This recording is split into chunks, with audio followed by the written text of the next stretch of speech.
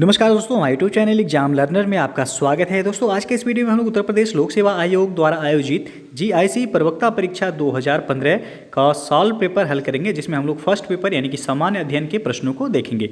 तो आप लोग वीडियो को लाइक शेयर कर दीजिएगा और चैनल को अभी तक आप सब्सक्राइब नहीं किए हैं तो चैनल को सब्सक्राइब कर लीजिएगा, साथ में बेल आइकन को प्रेस कर लीजिएगा, जिससे आने वाले अगले वीडियो का नोटिफिकेशन आपको पहले मिल जाए। और इसका PDF आपको हमारे टेलीग्राम चैनल पर मिल जाएगा। नीचे डिस्क्रिप्शन में टेलीग्राम का लिंक दे दिया गया है, वहाँ से ज्वाइन करके आप PDF डाउनलोड कर सकते हैं। और इसके पहले 2018 और 2017 का जो है सामान्य अध्ययन का सॉल्व पेपर वह अपलोड हो चुका है। तो जो लोग नहीं देखे हैं वह चैनल के प्लेलिस्ट में जाके आप वहाँ से देख सकते हैं।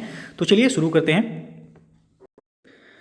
और दोस्तों जो आपको बता दें कि आप यूपी के किसी भी एग्ज़ाम की तैयारी करना चाहते हैं तो आप अनअकैडमी से जुड़ के जो है आप तैयारी कर सकते हैं। यदि आप जो है सब्सक्रिप्शन लेते हैं तो आपको जो है डेली लाइव क्लासेस मिलेंगे, लाइव टेस्ट होगा, क्यूजेज होगा, स्ट्रक्चर्स कोर्सेज आपको अवेलेबल हैं, अनलिमिटेड एक्सेस होगा। यानी कि आप एक बार सब्सक्रिप्शन लेते हैं तो आप किसी भी कोर्स का जो है वीडियो आप देख सकते हैं और आप अपनी पसंद के सभी शिक्षकों के साथ मोबाइल में किसी भी समय और किसी भी जगह आप आसानी से पढ़ सकते हैं।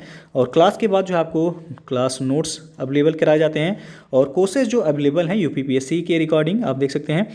तो इसमें आपको यूपीपीसीएस का new foundation batch start every Wednesday bye top UPPCS educators, यानी कि आपको प्रत्येक बुधवार को यूपीपीसीएस का फाउंडेशन बैच स्टार्ट होता है, जिसमें आपको यूपीपीसीएस के टॉप एजुकेटर्स द्वारा पढ़ाया जाएगा। यूपीएसआई बैच है, बीईओ है, आरओ लेखपाल है, UP jail warder, TGT PGT है और many more UP state exam courses to be added soon. और आपको बता दें कि आरओ का जो फाउंडेशन कोर्स है ये 21 दिसंबर से स्टार्ट हो गया है। तो जो लोग इस बैच से जुड़ना चाहते हैं आप जुड़ सकते हैं। नीचे डिस्क्रिप्शन में आपको लिंक दे दिया गया, वहाँ से जो है आप देख सकते हैं। और आपका यूपी SSSC लोअर का फाउंडेशन बैच कोर्स 2021 ये 23 दिसंबर से स्टार्ट हो रहा है। तो जो लोग इस बैच से जुड़ना चाहते हैं आप जुड़ सकते हैं। नीचे डिस्क्रिप्शन में लिंक दे दिया गया है। और यूपीपीएससी फाउंडेशन ये इंग्लिश मीडियम के लिए जो है बैच स्टार्ट हो रहा है 26 दिसंबर से। तो जो लोग इंग्लिश मीडियम में जो है पढ़ना चाहते हैं आप जुड़ सकते हैं इस बैच से।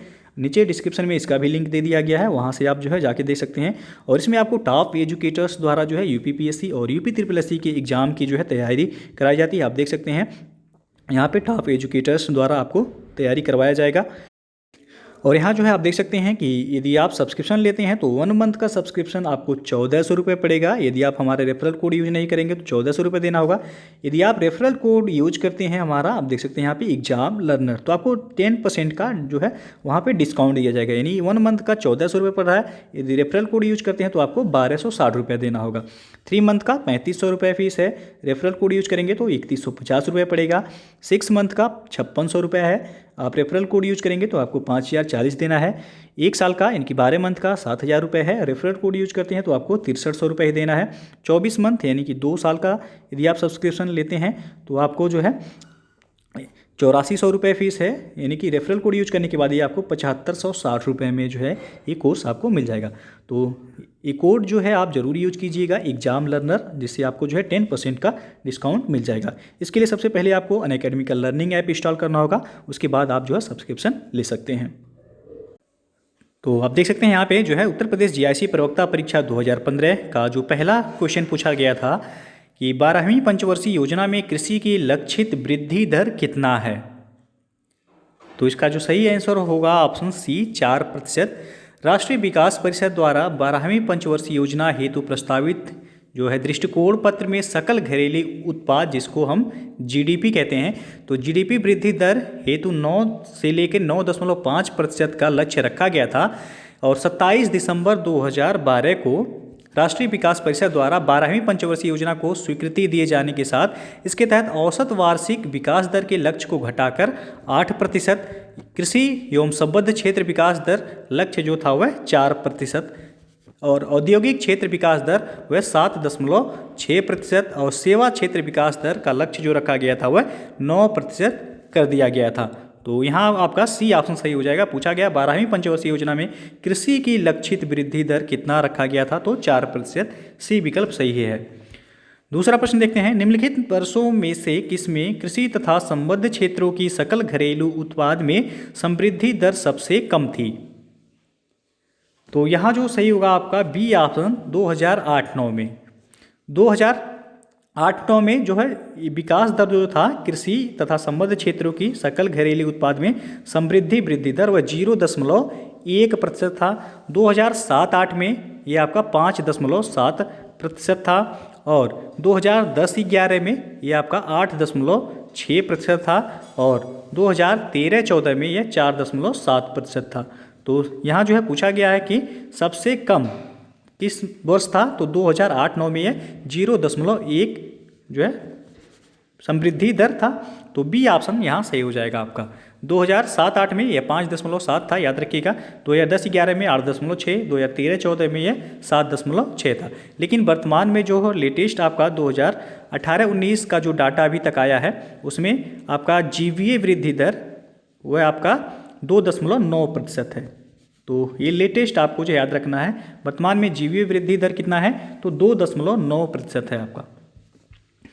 और अगला क्वेश्चन है आपका, फ्लिंट कांच की एक छड़ जब कार्बन डाइसल्फाइड में डुबोई जाती है तो प्रायः अदृश्य हो जाती है, क्योंकि, तो इसका सही आंसर होगा ऑप्शन बी, क्योंकि फ्लिंट कांच का अपवर्तनांक वही है जो कि कार्बन डाइसल्फाइड का है। तो बी ऑप्शन यहाँ से हो जाएगा। कार्बन डाइसल्फाइड में विसर्जित होने पर फ्लिंट कांच की एक छड़ लगभग अदृश्य हो जाती है, क्योंकि दोनों में एक ही जो है अपवर्तक सूचकांक होता है, इसलिए बी ऑप्शन आपका सही हो जाएगा। और अगला जो क्वेश्चन है, कपड़ों को नील लगाया जाता है क्योंकि, तो क्योंकि इसका रंग जो है पीले का पूरक है, इसलिए यह सफ़ेदी उत्पन्न करता है। डी ऑप्शन सही होगा यहाँ। नील यानी इंडिगो जिसे हम कहते हैं, यह आपका एक रंजक है। यह सफ़ेद सूती कपड़ों में पीलेपन से निजात पाने के लिए प्रयुक्त किया जाता है। आगे बढ़ते हैं। 5वां प्रश्न है आपका, एक फोटान है, तो फोटान एक प्रकाश ऊर्जा का क्वांटम है, यानी कि ए ऑप्शन सही हो जाएगा। भौतिकी में फोटान या प्रकाशाणु या प्रकाश और अन्य विद्युत चुंबकीय विकिरण जैसे कि इलेक्ट्रोमैग्नेटिक रेडिएशन के मूलभूत कण को कहा जाता है। फोटान का द्रव्यमान जो होता है वह शून्य होता है, ये याद रखिएगा। तो फोटान आपका प्रकाश ऊर्जा का एक क्वांटम है, ए ऑप्शन सही हो जाएगा यहाँ। अगला क्वेश्चन है, समस्थानिक रखते हैं, तो इसका सही आंसर होगा ऑप्शन ए, समान परमाणु क्रमांक। एक ही तत्व के वे परमाणु जिनकी परमाणु संख्याएं समान किंतु द्रव्यमान संख्या भिन्न भिन्न होती है वह समस्थानिक यानी कि आइसोटोप्स कहलाते हैं। किसी तत्व के विभिन्न समस्थानिकों की परमाणु संख्या समान होने का कारण यह है कि उनके नाभिकों में प्रोटॉनों की संख्या समान होती है किंतु उनमें न्यूट्रॉनों की संख्या भिन्न भिन्न होती है, जिसके कारण उनकी द्रव्यमान संख्याएं क्या होती हैं, तो वह भिन्न भिन्न होती हैं। तो आपका ए ऑप्शन सही हो जाएगा यहाँ कि समस्थानिक रखते हैं क्या, तो समान परमाणु क्रमांक रखते हैं, ए विकल्प सही है। और अगला क्वेश्चन है आपका, यदि a/b बराबर दिया गया है 2/3 और 6a + 7b = 22 तो a का मान आपको ज्ञात करना है, क्या होगा। तो चलिए जो है इसे हल करते हैं। तो सबसे पहले जो है a/b जो आप देख सकते हैं a/b का मान दिया गया है कितना, तो 2/3 दिया गया है ये। तो इसे आप लिख सकते हैं कि a/b बराबर 2/3 दिया गया है, तो हम इसे लिख सकते हैं b बराबर 3a, यानी कि आपका क्रॉस मल्टीप्लिकेशन हो जाएगा 3a/2। तो b का मान जो है आप यहाँ कितना आ गया 3a/2। आप इसे समीकरण 1 मान सकते हैं। उसके बाद जो है आपका दिया गया था कि 6a + 7b = 22। 6a + 7b = 22 ये दिया गया है। तो b का मान आप यहाँ फिल कर देंगे, तो 6a + 7 गुणे b का मान आया है 3a/2, तो 3a/2 बराबर हो गया 22। ठीक है, अब इसे हल करेंगे हम लोग। तो हल करेंगे तो 6a हो जाएगा आपका प्लस 7 त्रिक 21 a/2 बराबर 22 हो गया ये। उसके बाद जो है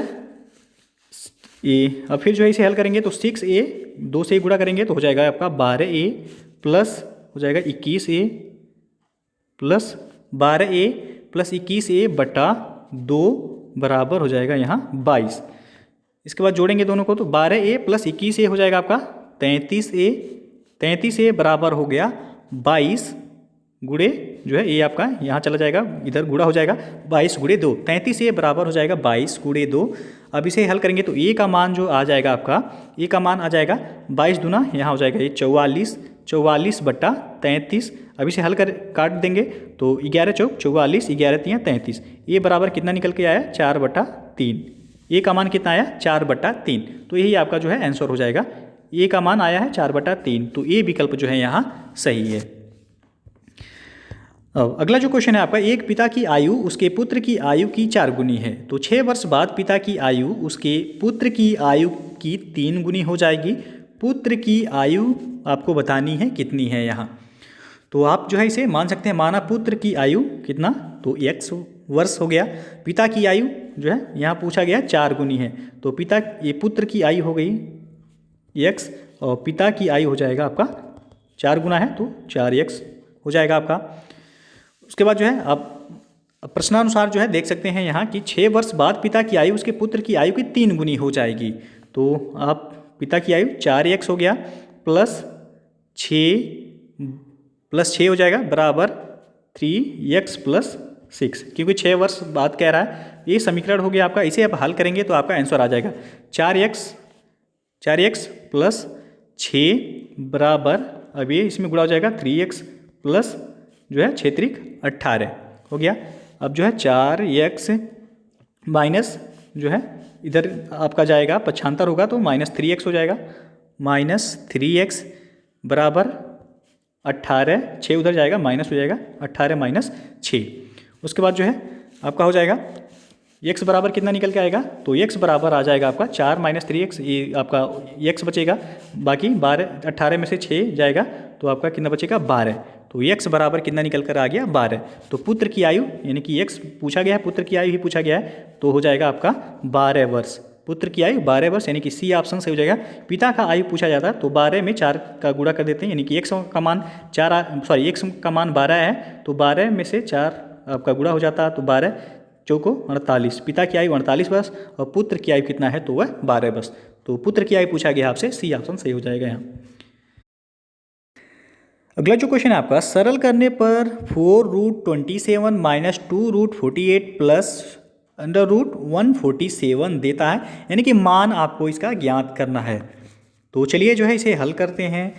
तो 4√27 को हम जो है तोड़ देंगे, तो 4, उसके बाद √27 को कितना हम लिख सकते हैं, तो 4 × 3√3 लिख सकते हैं, माइनस 2√48 को हम लिख सकते हैं 2 × √48 को तोड़ेंगे तो हम लिख सकते हैं इसे 4 × √3 प्लस √47 को हम लिख सकते हैं 7√3। अब इसे हम हल करेंगे तो 4 तियाँ हो जाएगा आपका 12√3 माइनस 2 चौक 8 √3 प्लस 7√3। अब प्लस प्लस को सबसे पहले जोड़ दीजिए तो 12 और 7 कितना हो जाएगा 19√3 माइनस ये आपका है 8, 19√3 माइनस 8√3, तो 19 माइनस 8 कितना हो जाएगा 11, 19 में से 8 घटाएंगे 11 बचेगा और √3, यही आपका जो है आंसर हो जाएगा 11√3, यानी कि बी ऑप्शन सही हो जाएगा।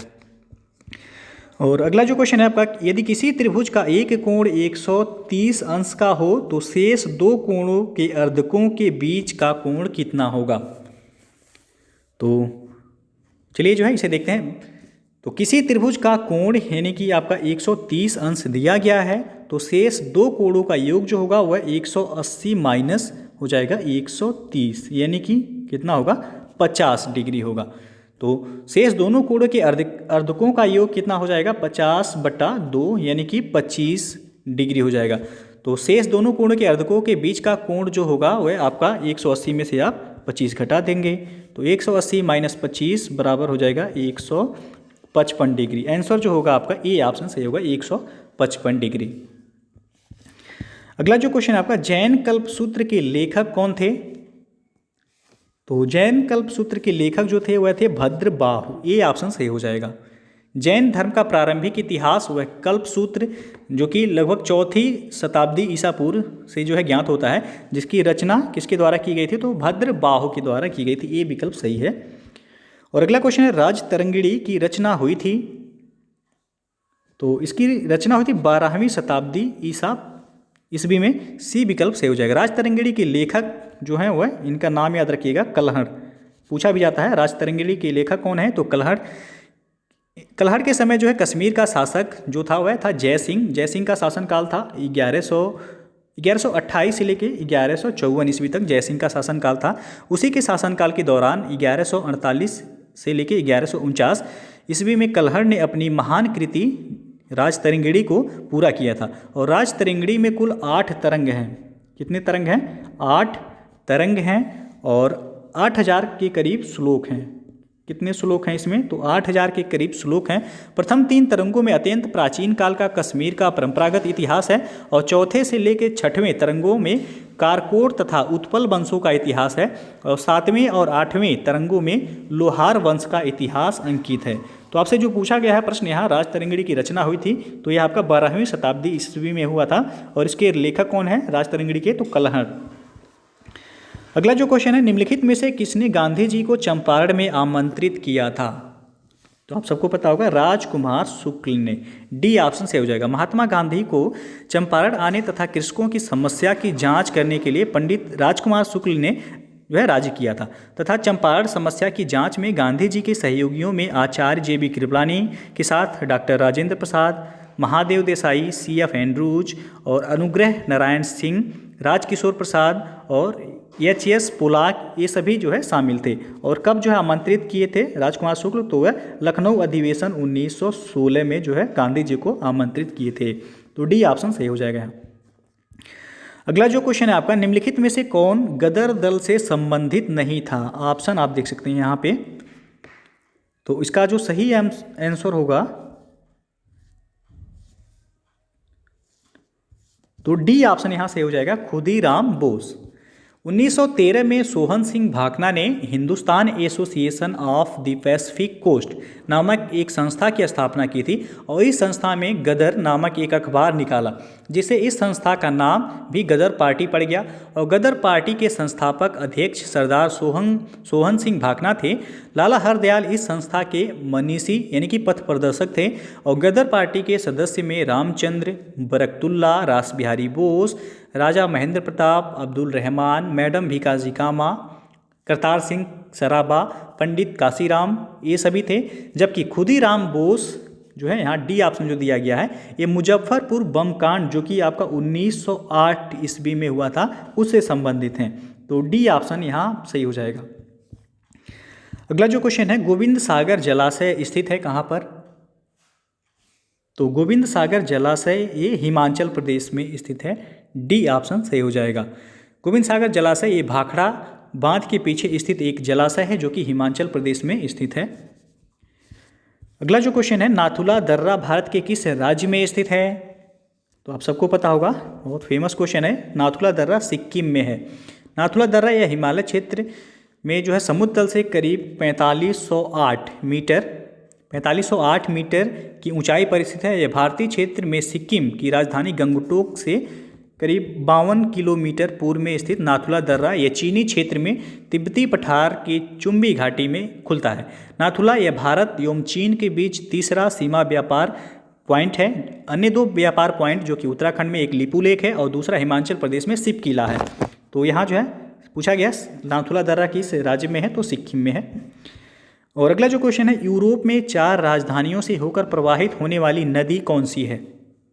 तो यह है डेन्यूब नदी। ये विकल्प सही हो जाएगा। डेन्यूब नदी यह यूरोप की दूसरी सबसे लंबी नदी है। पहली जो सबसे लंबी नदी है वोल्गा। यह दक्षिण पश्चिम जर्मनी के ब्लैक फॉरेस्ट पर्वतीय क्षेत्र से निकलकर काला सागर में गिरती है। और डेन्यूब 4 यूरोपीय देशों की राजधानी शहरों यानी कि वियना जो कि ऑस्ट्रेलिया की राजधानी है, ब्रातिस्लावा, बुडापेस्ट एवं बेलग्रेड से प्रवाहित होती है। तो ये विकल्प सही हो जाएगा। और अगला जो क्वेश्चन है आपका, निम्नलिखित देशों में से कौन खाद्यान्न उत्पादन में आत्मनिर्भर है? तो यह है फ्रांस। बी विकल्प सही हो जाएगा। फ्रांस जो है ये खाद्यान्न उत्पादन में आत्मनिर्भर है। और यूक्रेन हो गया आपका, जैसे कि यूरोपीय देश अन्य जो हैं यूक्रेन, बुल्गारिया, हंगरी एवं लिथुआनिया भी ये खाद्य उत्पादन में निर्भर हैं। तो यहाँ जो है आपका फ्रांस हो जाएगा। बाकी जर्मनी हो गया, इटली, ब्रिटेन ये आत्मनिर्भर नहीं है खाद्य उत्पादन में, लेकिन फ्रांस जो है वह खाद्य उत्पादन में आत्मनिर्भर है। अगला क्वेश्चन अब देखते हैं, निम्नलिखित में से कौन संविधान सभा के अध्यक्ष थे?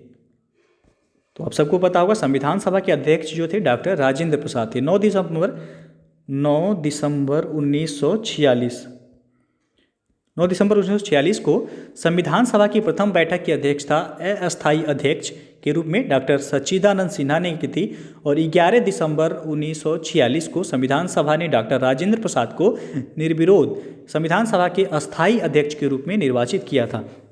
तो यहाँ प्रश्न पूछा गया निम्नलिखित में से कौन संविधान सभा के अध्यक्ष थे। तो यहाँ जो है आपका अस्थाई नहीं पूछा गया है, न ही अस्थाई पूछा गया। तो जबकि ऑप्शन में एक ही है डॉक्टर राजेंद्र प्रसाद, तो डी ऑप्शन सही हो जाएगा। यदि पूछा जाता कि संविधान सभा के अस्थाई अध्यक्ष कौन थे तो ऑप्शन आंसर जो हो जाता आपका डॉक्टर सच्चिदानंद सिन्हा और अस्थाई अध्यक्ष डॉक्टर राजेंद्र प्रसाद थे। अगला जो क्वेश्चन है आपका, निम्नलिखित में से कौन सा भाग पंचायती राज की 3 स्तरीय व्यवस्था के अंतर्गत नहीं आता है। तो वह है आपका तहसील स्तर नहीं आता है, ग्राम स्तर आता है, ब्लॉक स्तर और जिला स्तर, ये सभी जो है आता है।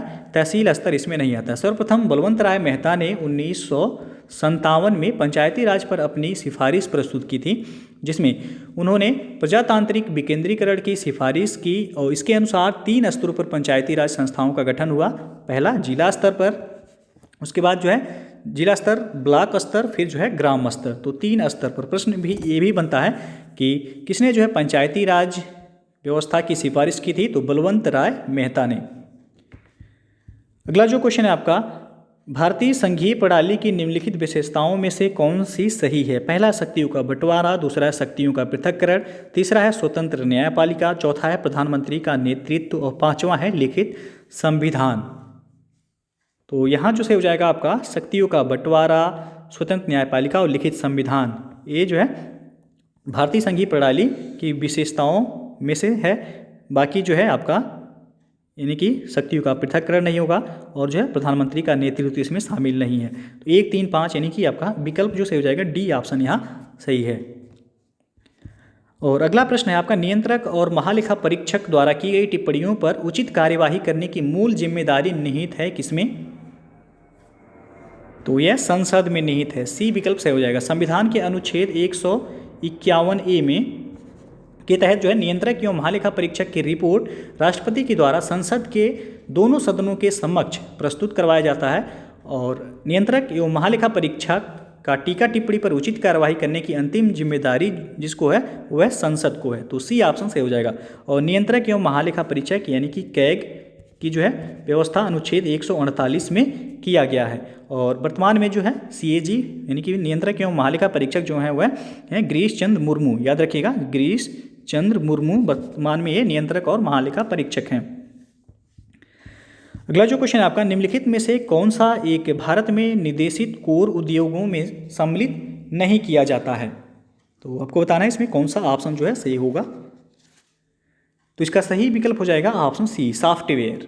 भारत में 8 कोर सेक्टर हैं। पहला है कोयला यानी कि कोल, दूसरा है कच्चा तेल, तीसरा प्राकृतिक गैस, चौथा रिफाइनरी उत्पाद, पांचवा उर्वरक, छठवां इस्पात यानी कि स्टील, सातवां है सीमेंट और आठवां जो है वह विद्युत है। और सॉफ्टवेयर इसमें जो है कोर सेक्टर के अंतर्गत नहीं आता है। तो सी ऑप्शन सही हो जाएगा। इसमें पूछा गया है कोर सेक्टर के अंतर्गत कौन सम्मिलित नहीं किया जाता है, तो वह सॉफ्टवेयर। और अगला क्वेश्चन है, नवंबर 2014 में भारत का तकनीकी सहयोग समझौता रेल विकास हेतु निम्नलिखित में से किस देश से हुआ। तो यूक्रेन से जो है पूछा गया है क्वेश्चन है। तो यहाँ जो सही आंसर था वह था दक्षिण कोरिया। और अगला प्रश्न है आपका, प्रधानमंत्री ने 24 सितंबर 2014 को निम्नलिखित में से किस नगर में फूड पार्क का उद्घाटन किया है। तो ये भी जो है करेंट से ही है। तो ये तुमकुर में किया गया था। डी ऑप्शन सही हो जाएगा। तुमकुर कहाँ है, तो ये कर्नाटक में है। याद रखिएगा तुमकुर ये कर्नाटक में है, जहाँ पे प्रधानमंत्री नरेंद्र मोदी द्वारा 24 सितंबर 2014 को फूड पार्क का उद्घाटन किया गया था। और अगला क्वेश्चन है, निम्नलिखित योजनाओं में से कौन सा एक लघु बचत योजनाओं में सम्मिलित नहीं है। तो वह हो जाएगा सार्वजनिक क्षेत्र बैंक बचत खाता। लघु बचत योजनाएं ये हमेशा भारत में जो है घरेलू बचत का एक महत्वपूर्ण स्रोत रही हैं। कुछ लघु बचत योजनाएं जो हैं जैसे कि सार्वजनिक भविष्य निधि जिसे हम PPF कहते हैं, सार्वजनिक भविष्य निधि, राष्ट्रीय बचत पत्र, वरिष्ठ नागरिक बचत योजना और सुकन्या समृद्धि, ये सभी हैं सार्वजनिक क्षेत्र बैंक बचत खाता योजना या लघु बचत योजना में सम्मिलित नहीं है। यह मात्र क्या है, तो बचत खाता है। तो यहाँ जो है आपसे पूछा गया लघु बचत योजनाओं में कौन सम्मिलित नहीं है, तो है सार्वजनिक क्षेत्र बैंक बचत खाता। और अगला क्वेश्चन है आपका 2015 के लिए ग्लोबल फॉर्च्यून 500 की सूची में दुनिया की 500 सबसे बड़ी कंपनियों में कितनी भारतीय कंपनियों को सम्मिलित किया गया था। तो ये भी जो है करेंट का ही क्वेश्चन है। तो उस समय जो है 7 कंपनियों को इसमें सम्मिलित किया गया था, लेकिन वर्तमान में जो है अभी आपका बीईओ के एग्जाम में पूछा गया था, आरओ में भी पूछा गया था कि ग्लोबल फॉर्च्यून की जो सूची जारी की गई है अभी हाल ही में, उसमें भारत की सबसे बड़ी कंपनी के रूप में कौन सी, यानी कि सबसे बड़ी कंपनी कौन सी है, तो वह है रिलायंस। ये जो है याद रखिएगा, ये प्रश्न दोनों परीक्षाओं में जो है पूछा गया अभी हाल ही में। तो रिलायंस इंडस्ट्रीज ये आपका ग्लोबल फॉर्च्यून 500 की सूची में टॉप सूची पे है भारत की जो कंपनी है। और अगला जो क्वेश्चन है आपका, हाल ही में किस एक दक्षिणी राज्य के वन क्षेत्र में पर्याप्त मात्रा में यूरेनियम भंडार खोजा गया है। तो ये भी जो है करेंट से ही है। तो ये आंध्र प्रदेश में खोजा गया था, सी ऑप्शन सही हो जाएगा। जुलाई 2015 में आंध्र प्रदेश के श्रीशैलम वन क्षेत्र में पर्याप्त मात्रा में यूरेनियम भंडार खोजा गया था और यह खोज परमाणु खनिज निदेशालय हैदराबाद एवं उस्मानिया विश्वविद्यालय की संयुक्त टीम द्वारा खोजा गया था। तो जगह पूछा जाए तो आंध्र प्रदेश के श्रीशैलम में। और अगला क्वेश्चन आपका, केंद्रीय मंत्रिमंडल ने देश में 400 रेलवे स्टेशनों के पुनर्विकास के लिए अपनी मंजूरी दे दी है। यह अनुमोदन निम्नलिखित में से किस एक मॉडल यानी कि मेथड पर दिया गया है। तो ये स्विस चैलेंज मेथड पर दिया गया है, सी विकल्प सही होगा यहाँ। ये भी जो है करेंट से ही क्वेश्चन है। सरकार ने जो है 400 रेलवे स्टेशनों के पुनर्विकास को मंजूरी प्रदान की थी, जो कि मेट्रो प्रमुख शहरों, तीर्थ केंद्रों और देश भर के महत्वपूर्ण पर्यटन स्थलों के पास स्थित हैं। और सरकार ने 400 रेलवे स्टेशनों को अपग्रेड करने के लिए स्विस चैलेंज विधि का उपयोग करने का जो है निर्णय लिया था। तो यहाँ सी ऑप्शन सही है आपका। और अंतिम क्वेश्चन है, खेल रत्न पुरस्कार 2015 के लिए किसके नाम की संस्तुति की गई थी। करेंट से ही क्वेश्चन था, तो आपको जो है वर्तमान से भी जो है याद रखना है। तो यह उस समय 2015 में जो आंसर था वह था सानिया मिर्जा। सानिया मिर्जा को खेल रत्न पुरस्कार 2015 के लिए जो है नामित किया गया था, लेकिन वर्ष 2020 का जो खेल रत्न पुरस्कार दिया गया है वो आपको याद रखना है, कुल 5 लोगों को दिया गया है। और इसमें खेल रत्न पुरस्कार में 25 लाख रुपए धनराशि दी जाती है। तो कुल 5 लोगों को दिया गया है। नाम याद रखिएगा, रोहित शर्मा क्रिकेट से संबंधित हैं। उसके बाद मरियप्पन थंगावेलु इनका नाम है, ये पैरा एथलीट हैं। मरियप्पन थंगावेलु इनका पूरा नाम है, पैरा एथलीट हैं। तीसरे नंबर पर जो है वह मनिका बन्ना, टेबल टेनिस खिलाड़ी हैं मनिका बन्ना। उसके बाद जो है विनेश फोगाट कुश्ती से संबंधित हैं, क्षेत्र भी याद रखिएगा, पूछा जाता है कभी कभी। उसके बाद रानी रामपाल किससे संबंधित हैं, तो ये हॉकी से संबंधित हैं। तो 2020 में राजीव गांधी खेल रत्न पुरस्कार 5 लोगों को दिया गया। नाम याद रखिएगा, रोहित शर्मा, मरियप्पन थंगावेलु, मनिका बन्ना, विनेश फोगाट और रानी रामपाल। तो ये था आपका जो है वर्ष 2015 के जीआईसी प्रवक्ता परीक्षा में पूछे गए जीएस के क्वेश्चन। तो वीडियो यदि पसंद आया हो तो लाइक शेयर कर दीजिएगा, और चैनल को अभी तक आप सब्सक्राइब नहीं किए हैं तो चैनल को सब्सक्राइब कर लीजिएगा, साथ में बेल आइकन को प्रेस कर लीजिएगा, जिससे आने वाले अगले वीडियो का नोटिफिकेशन आपको पहले मिल जाए। और पीडीएफ टेलीग्राम चैनल पर मिल जाएगा, नीचे डिस्क्रिप्शन में टेलीग्राम का लिंक दे दिया गया। आप टेलीग्राम पर जाके सर्च भी कर सकते हैं, डायरेक्ट एग्जाम लर्नर लिख करके एक साथ लिखिएगा, एग्जाम लर्नर EXAMLEARNER। आप वहाँ से जो है ज्वाइन करके PDF डाउनलोड कर सकते हैं। तो वीडियो को पूरा देखने के लिए बहुत बहुत धन्यवाद।